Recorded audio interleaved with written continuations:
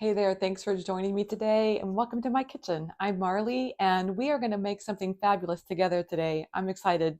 So, what we're going to be making is this creamy, delicious chickpea salad recipe. And I like to think that this is the best chickpea salad recipe. And you want to know why? Because we're going to make it three ways. That's right. I'm so excited because it's just kind of an experiment that I'm trying with you all, but I think it's going to work. And so, I want you to stay tuned so that you can see that my confidence is well founded. But I also wanted to let you know that if you stay tuned to the end, I'm going to show you some different ways to serve chickpea salad so that you know that you have options besides just the sandwich. But first, let's talk about the base recipe. We're going to do this three ways. And like I say, this is my first time trying it on chickpeas. I've actually tried, I have the recipes on my site for all three recipes, but this is the first time I'm trying them all with chickpeas together with you. We're going to do this together. So let's do this. It starts with a can of chickpeas. And what I like to tell you to do is the very first thing you need to do is test your chickpeas. If you can squish them between your fingers like that, that's a sign that these chickpeas are okay. Sometimes I pull them out of a can and they're not squishable. And if that's the case, I think you should cook them for a few minutes. So put them in a pot with some water, cook them for a few minutes and get them soft. We want these chickpeas soft because we're going to start mashing them. I use a fork. Sometimes what I'll do is I'll just push back against the bowl, and we don't have to mash all of them. We just like to mash some of them. I'd say a good majority of them need to be mashed.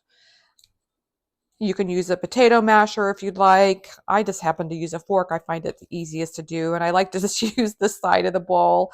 I just push the chickpeas up kind of to the top here and just push them up against the side of the bowl. Could you use a potato masher? Yeah, you definitely can use a potato masher. That's a great question. Potato mashers work just fine. But I think a fork works just fine too. You can see, you could even put them in a food processor and pulse them. I like to leave some texture from the beans, so I just would do it in short little bursts if you're going to use something like a food processor. It's pretty powerful. I don't know if you follow Dr. Joel Fuhrman or not. Is that how you say his name? I think it's Furman or Fuhrman, however you say it. And he recommends that you have a cup of beans every day. So I think this recipe might be approved by him. He has those G bombs, and one of those, it's an acronym. Every letter means something, and the B means beans. So every day you want to have a G bomb, and one of those is beans. And this is a great way to get your beans in because it's delicious and it gives you fiber and plant-based protein, so it's perfect. Okay, that's pretty good. You can see here that I've got some texture from the beans. I've got some of them mashed pretty good. That's going to work. So for the base recipe for all three of these, we're going to be using, this is a tablespoon of mustard. So let's just get that in the bowl. I like to stir it around to get that flavor going just right away.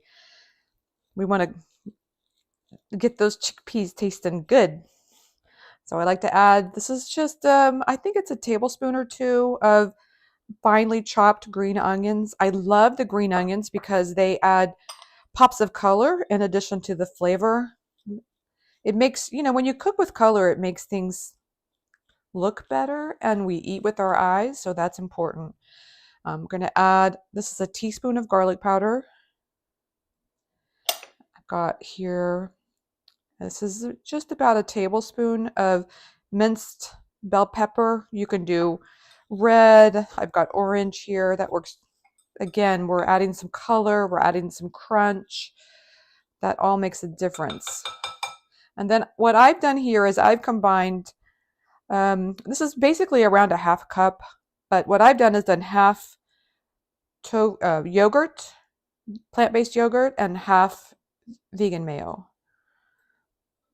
I've tried this doing only the plant-based yogurt, and I think it didn't have the right texture. But I mean, if you wanted to do entirely all plant-based yogurt, you could totally do that. I'm just saying, for me, I found that the flavor wasn't exactly what I wanted, or the texture wasn't.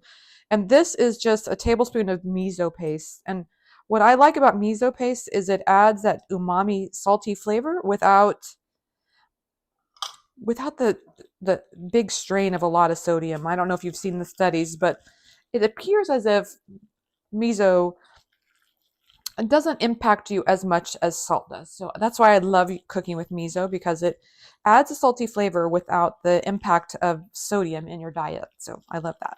So this is the base recipe. Look at that. Doesn't that look delicious? And I will tell you, I have tasted this before. It tastes pretty good just on its own. And I have 3 bowls of this set up, but first we're going to talk about how we turn this into a tuna salad. So this is the base recipe for all 3 recipes that I'm going to be showing you today. So that was pretty easy, came together in minutes, perfect summer recipe. But to make it taste like tuna salad, what I'm going to do is add a little bit of, well, this is called seaweed, but it's the same thing as nori. It's just a sheet of seaweed. I would like using this one because it's small, but it gives it kind of that fishy flavor. What I do is fold it up and I get my kitchen scissors out and we're just gonna cut it into little strips. Now, if you don't like a strong fishy flavor, you may not want to do this, but I do like the flavor that it adds. And dulse would be another good option. That's what D-U-L-S-E, dulse. I get it on Amazon. You can get it in lots of different places. I'll leave a link below.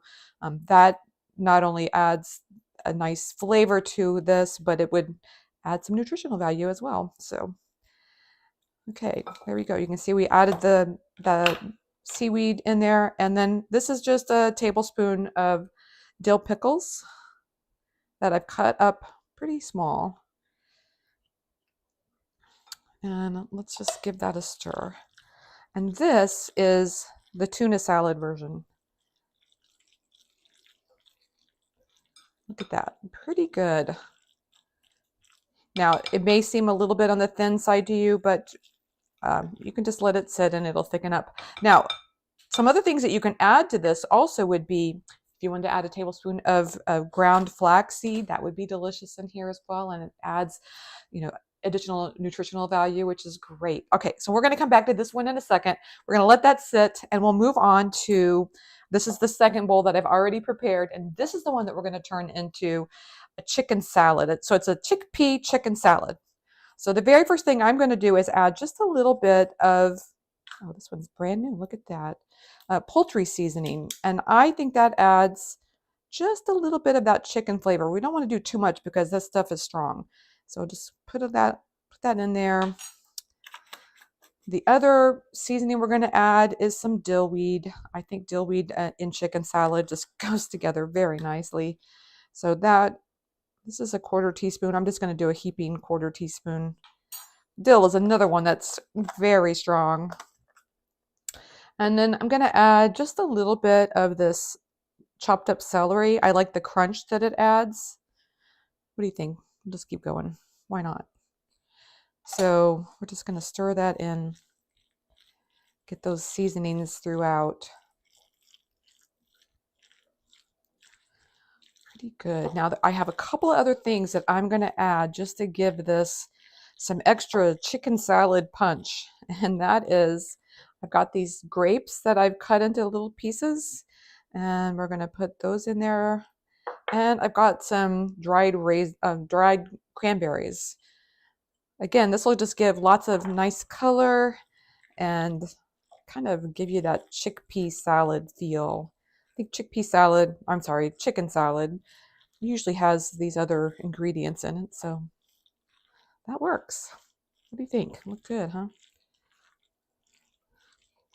Love it. There we go. Okay, we're going to let that one sit and we're going to move on to the last bowl that I prepared. I had this one already ready. This one, believe it or not, is going to be in the vein of deviled ham. I don't know if you remember those little tiny cans that you could get in the, I don't know, what aisle was that in? What aisle would you find those? Next, probably in the salad area, there would be these little cans of deviled ham. So what I did is I started with this basic recipe, and to that we are going to add, that's paprika. I want to add smoked paprika because you know, ham's kind of got that smoky flavor, and we want to add a smokiness to this. So I'm going to add probably about a teaspoon because we're not messing around here. I've also got,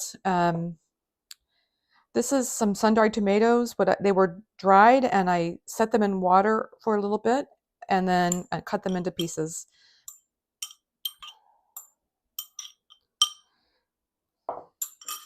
Okay, let's give that a stir.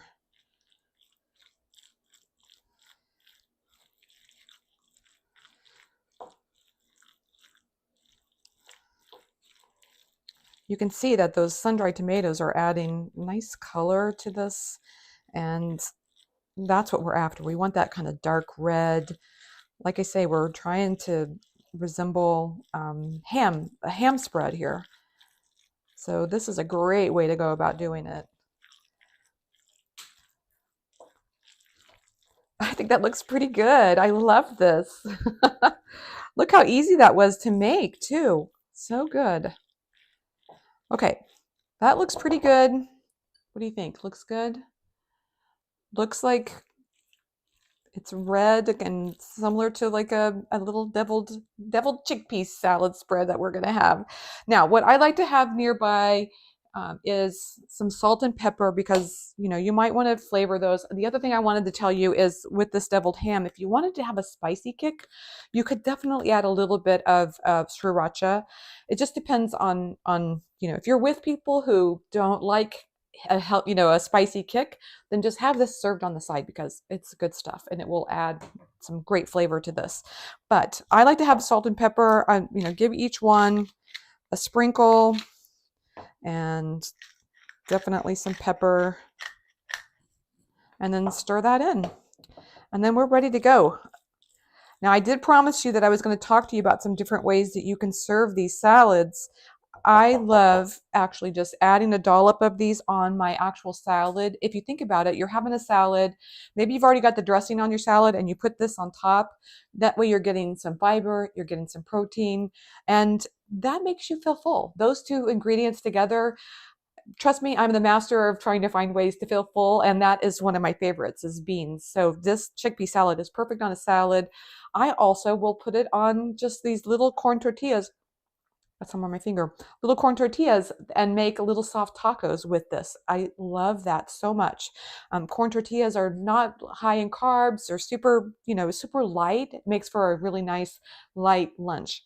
And then obviously you can toast some bread and you can serve it on a sandwich. But I also wanted to tell you that you can make it into a grilled sandwich. I don't know if you've ever heard of a grilled, you know, tuna sandwich. That's what you could do with this. You could create, put some cheese on the bread, put some vegan butter on the bread, and then the chickpea salad, and then toast it in the skillet. Yum, yum. I'm telling you, I've got a recipe for that on the site as well. Okay, so now let's move on to the taste test because I'm sitting here smelling, this stuff smells delicious, and I'm sitting here smelling it, and I have to try it. Okay, I'm going to try each one of these. So let's try the tuna salad first. It's had a few minutes. That's the other thing, too, is that you can make this the day before and let it sit in the fridge overnight, just covered. And that tuna flavor from the nori sheet will just get stronger. Let me just give that a try.